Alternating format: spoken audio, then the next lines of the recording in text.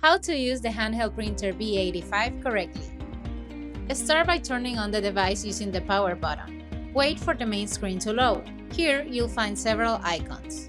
Go to the edit icon. Here you'll find several icons. If you press the add button, you'll find several coding options. In this case, enter text. A window will appear where you can modify the font, size, and spacing of the information you add in the blank space. This information can be printed at a size of 10 cm high by 2 meters wide. If you want to include a QR code, go to the QR option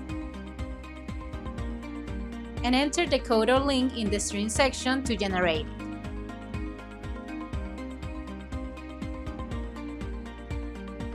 If you want to include a barcode, go to the encode option and add the information in the string section.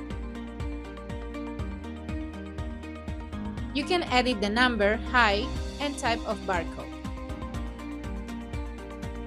To prevent the information from being deleted, select the File option and then select Save to save it with the desired name.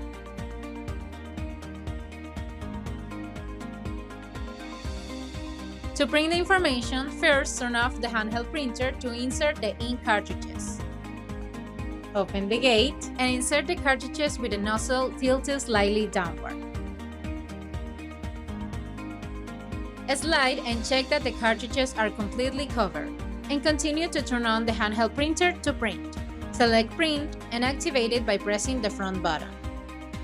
Then slide the handheld printer over the object to be printed. The handheld printer allows you to print on flat, irregular, or curved surfaces. When finished printing, turn off the handheld printer to remove the cartridges. Remember to place the plastic cover over the cartridges to prevent the ink from drying out.